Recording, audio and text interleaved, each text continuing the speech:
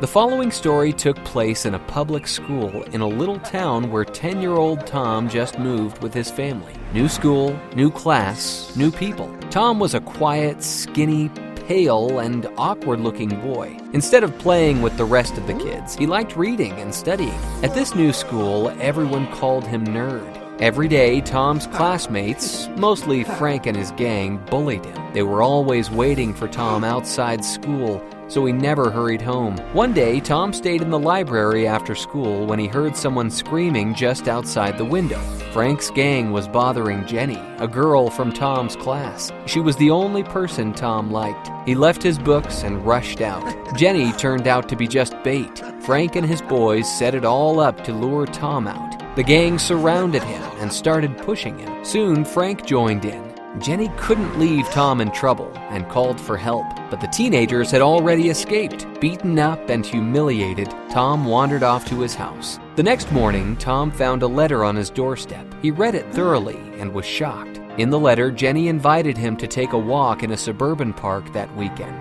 Tom kept thinking it over all week. At first, he thought it was a prank. At school, Jenny acted like there was no letter at all. But then Tom found a second letter in his backpack and stopped doubting.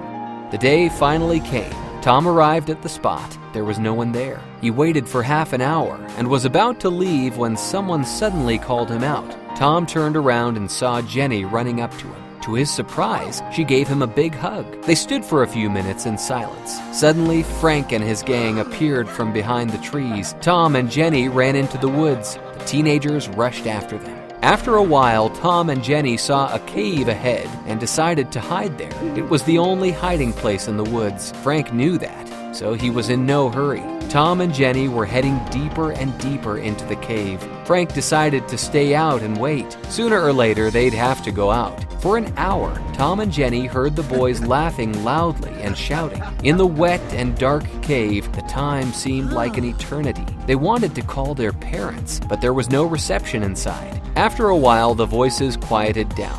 It was risky, but Tom decided to go out and check. He didn't want to draw attention to himself, so he turned off the flashlight on his cell phone and began to move cautiously towards the exit.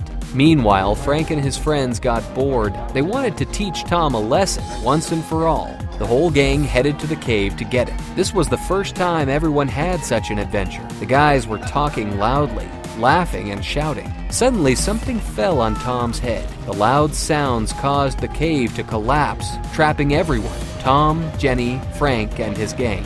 When it stopped, Tom found his cell phone and examined himself. His arms and legs were intact. Then he noticed a small crevice and crawled there. There he found Frank and some of the guys. Frank's leg was jammed between the rocks.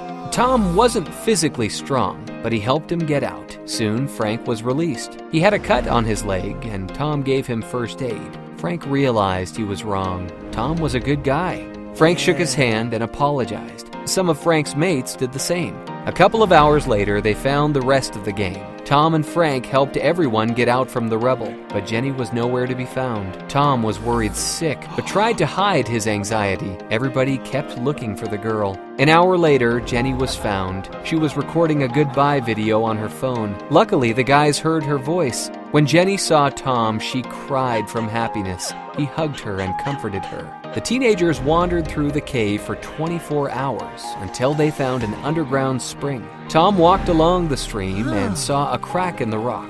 He felt a slight breeze coming from there, and he realized that they were about to find the exit. A few hours later, Tom led everyone out. The next day, Tom woke up famous. He wasn't an outcast anymore. His feat was known throughout the state. The mayor of the city named him an honorary citizen. Since then, everyone in the class respected Tom.